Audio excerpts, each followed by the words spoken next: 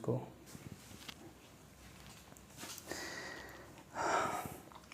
जय हिंद दोस्तों।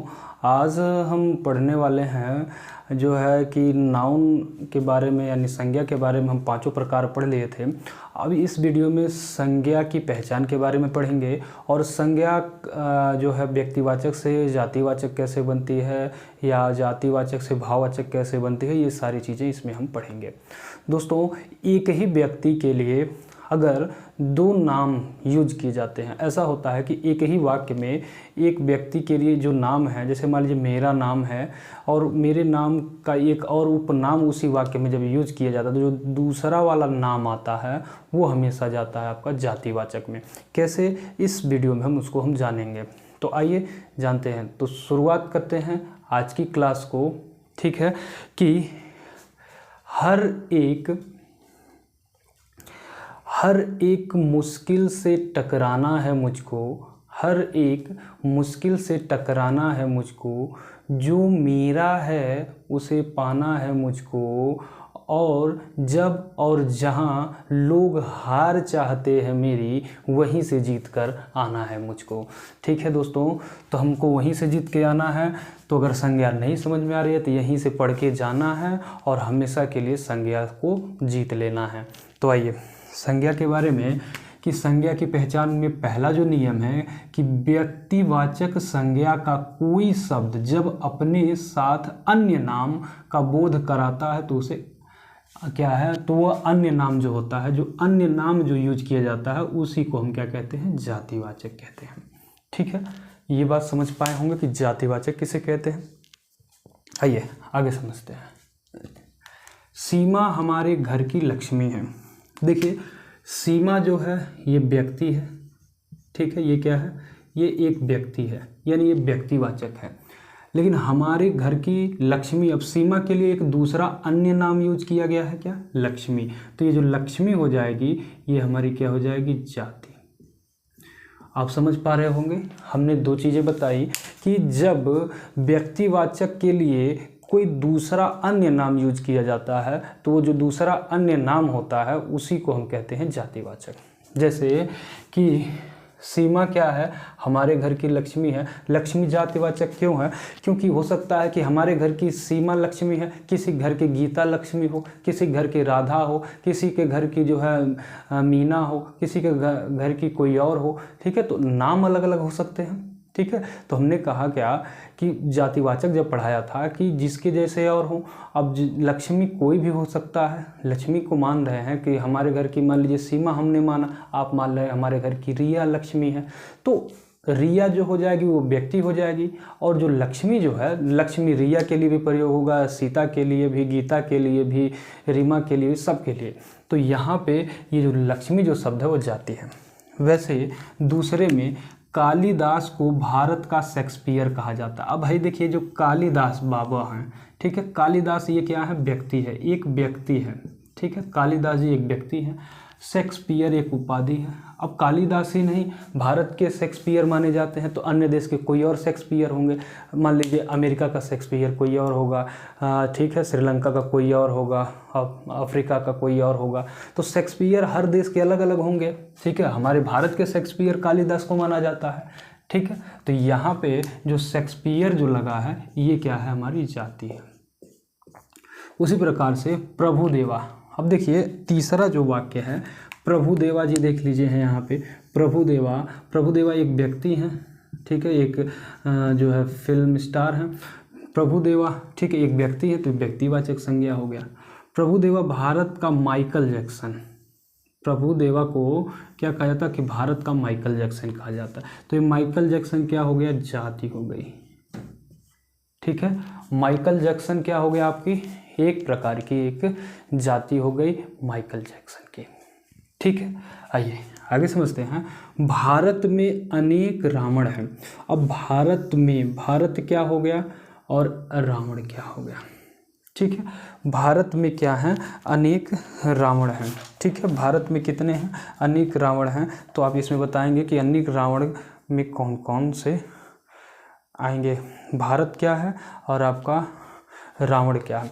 तो देखिए भारत हमने पहले ही बताया कि देश अगर है, सिर्फ अगर देश है तो जातिवाचक में जाता है, लेकिन किसी देश का नाम है तो वह आएगा आपका किस में, व्यक्तिवाचक में। तो भारत क्या है, एक देश है, एक देश का नाम है, ठीक है। तो व्यक्तिवाचक भारत क्या, भारत में अनेक रावण हैं या रावणों की कमी नहीं है। तो रावण क्या हो गया, रावण ये वर्ण रहेगा, म नहीं रहता वह रहता, अनेक रावण हैं। तो अनेक रावण हैं तो रावण क्या हो गया आपकी, ये जाति हो गई कि रावण यानी राक्षसी प्रवृत्ति के। भारत में भी कई लोग ऐसे हैं जो राक्षसी प्रवृत्ति के हैं। अगला जो हमारा है राधा तो हमारे घर की गंगा है। अब राधा के लिए गंगा शब्द का प्रयोग किया गया है, तो राधा तो व्यक्ति है, वो कई व्यक्तिवाचक संज्ञा, लेकिन राधा के लिए जो दूसरा शब्द प्रयोग किया गया है वो क्या है, दूसरा नाम गंगा है। तो दूसरा नाम जब प्रयोग किया जाएगा तो अन्य नाम तो जातिवाचक में चला जाएगा, जातिवाचक। आप समझ पाए होंगे, ठीक है, कोई दिक्कत। जैसे हम कह दें, एक और ले लीजिए, मान लीजिए छठवां हमने कह दिया कि राम हमारे घर का अनमोल रत्न है। क्या है, रत्न है।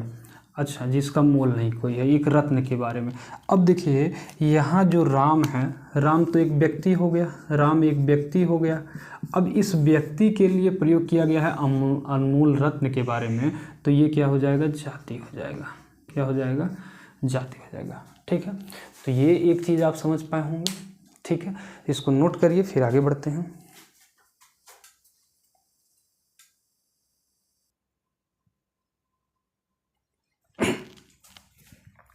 दोस्तों अगला है जातिवाचक संज्ञा का बोध। जातिवाचक संज्ञा का कोई शब्द जब किसी व्यक्ति विशेष के अर्थ में रूढ़ हो जाती है वहाँ पर व्यक्तिवाचक संज्ञा हो जाती है। यानी ऐसा अगर कोई जातिवाचक संज्ञा है, जहाँ पर कोई संज्ञा ऐसी है जो जातिवाचक है और वो जाकर किसी व्यक्ति विशेष के अर्थ में, किसी व्यक्ति विशेष के लिए, पर्टिकुलर किसी एक व्यक्ति के लिए यूज किया जा रहा है, क्योंकि जातिवाचक जो संज्ञा होती है वो बहुवचन की होती है। लेकिन अगर किसी एक व्यक्ति के लिए यानी एक वचन में जब उसका प्रयोग किया जाएगा तो हमेशा क्या हो जाएगी, वो एक वचन में ज्यों ही उसका प्रयोग हुआ वो तुरंत के तुरंत किस में चली जाएगी, आपकी जो है व्यक्तिवाचक में चली जाएगी, ठीक है। क्यों ऐसा होगा, क्योंकि व्यक्तिवाचक ऐसा क्यों होगा, क्योंकि जातिवाचक जो होती है वो बहुवचन में होती है। जरा समझिएगा, जातिवाचक हमने बताया है कि जातिवाचक, जो जातिवाचक है ये क्या है, बहुवचन है। ये हमेशा किस में प्रयोग होती है, बहुवचन में। और व्यक्तिवाचक जो है वो क्या है, एक वचन में। ये सदा एक वचन में प्रयोग होती है। तो हमने ये बताया कि अगर जातिवाचक संज्ञा का कोई शब्द, ठीक है, किसी व्यक्ति विशेष मतलब किसी एक व्यक्ति के लिए अगर यूज किया जा रहा है, तो जब जातिवाचक तो होता किस में है, बहुवचन में। जब किसी व्यक्ति विशेष के लिए किया जाएगा तो बहुवचन से सीधे वो किस में चला जाएगा, एक वचन में। क्योंकि जब व्यक्ति के लिए, एक व्यक्ति के लिए प्रयोग होगा तो बहुवचन में चला जाएगा, बहुवचन से एक वचन में चला आएगा। जब एक वचन में आकर के रूढ़ हो जाता है, यानी एक वचन जब बन जाता है तो क्या हो जाती है, व्यक्तिवाचक संज्ञा। जैसे गांधी, अगर हमने कहा गांधी, सिर्फ गांधी कहा तो ये क्या है, ये है आपकी जातिवाचक। गांधी कह दिया हमने, मोदी कह दिया, ठीक है, हमने रावण कह दिया, ठीक है, ये सब क्या है, ये सब जाति है। लेकिन अगर किसी एक व्यक्ति की राम क्या है, रावण है, मोहन क्या है, रावण जैसा लगता है, तो वहाँ पे वो चीज़ें व्यक्तिवाचक में आएंगी। लेकिन गांधी एक क्या है, एक जाति है, ठीक है। गांधी, राहुल गांधी, सोनिया गांधी, सारी गांधी, ठीक है, इंदिरा गांधी, एक जाति है। लेकिन गांधी जी ने देश की सत्य अहिंसा का पाठ पढ़ाया। तो जो ये यहाँ जो गांधी जी की बात हो रही है, ये किसी व्यक्ति विशेष की बात हो रही है, और वो जो व्यक्ति विशेष हैं वो गांधी जी हैं, मोहनदास करमचंद गांधी। तो यहाँ किसी एक व्यक्ति, वो कैसे, कितने व्यक्ति थे, तो केवल एक पर्सन थे। यानी यहाँ पे जब गांधी का जो यूज किया गया है वो कितने वचन में, एक वचन में यूज किया गया। किस में, एक वचन, ठीक है, एक वचन में इनका प्रयोग किया गया है। इस वजह से यहाँ जो ये गांधी जी हो गया, ये क्या हो गया, ये व्यक्ति हो गया। क्या हो गया, व्यक्तिवाचक। वैसे यहाँ नेहरू जी ने विदेशों में देश की पहचान दिलाई, यानी जो हमारे जैसे मान लीजिए अमेरिका था, पाकिस्तान और बाकी अन्य कंट्रियाँ जो थी, वहाँ पे अपने देश को पहचान दिलाने वाले ये थे। तो यहाँ नेहरू यानी हमारे जो ठीक है पीएम थे प्रथम, पंडित जवाहरलाल नेहरू, उनकी बात हो रही है। यानी नेहरू जी कितने थे, एक का थे।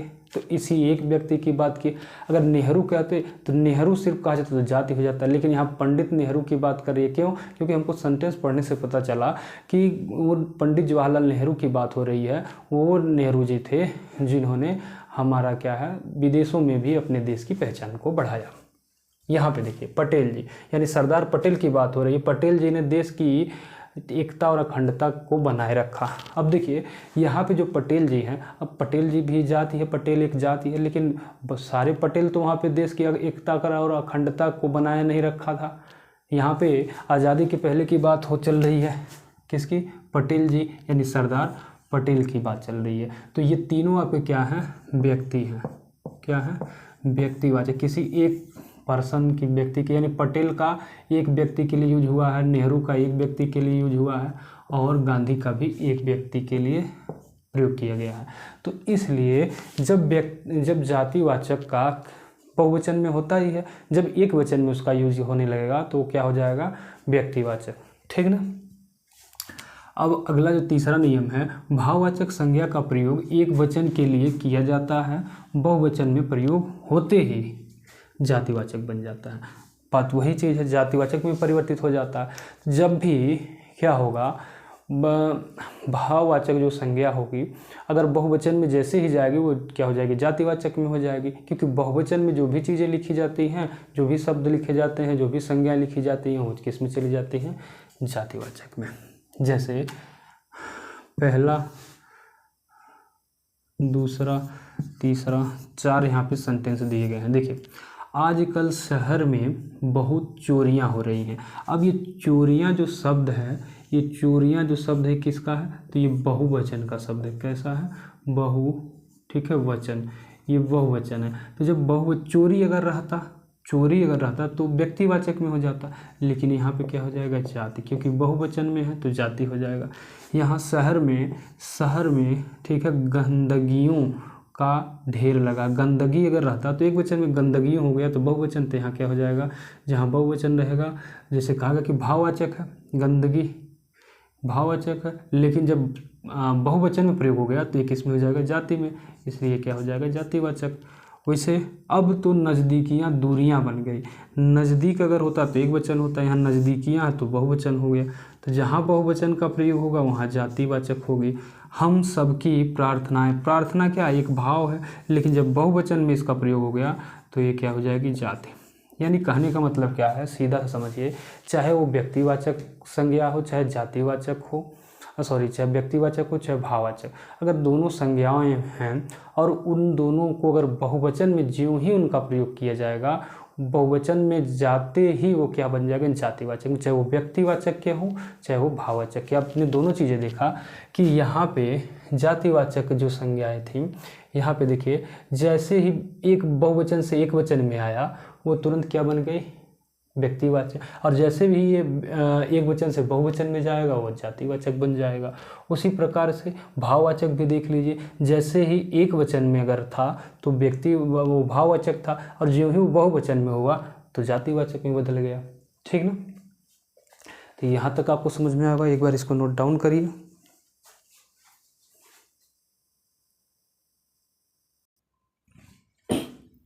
आगे देखिए, जातिवाचक से भाववाचक में कैसे परिवर्तित होता है, या विशेषण से भाव में, क्रिया से भाव में, या सर्वनाम से भाव में किस प्रकार से परिवर्तित किया जाता है। ठीक है दोस्तों जी, आइए समझते हैं बारी बारी से। जैसे देखिए, जातिवाचक से भाववाचक कुछ शब्द हैं, जैसे बच्चा, बच्चा क्या है, जाति है। भाववाचक में अगर इसको बदलना है तो बच्चा, बचपन, बच्चा का क्या होगा, भाववाचक, बचपन। शहर का शहरी होगा, ठीक है। लड़का का लड़कपन, कुमार का कौमार्य, युवक का यौवन, गुरु का गुरुता या गुरुत्व होता है, बंधु का बंधुत्व या बांधव होता है, ईश्वर का होता है ऐश्वर्य, बाल का होता है बाल्य या बालपन, पिता का पितृत्व, माता का मातृत्व, दास का दासता, शिशु का शैशव या शिशुता। तो देखिए ये आपका जाति है सर, इस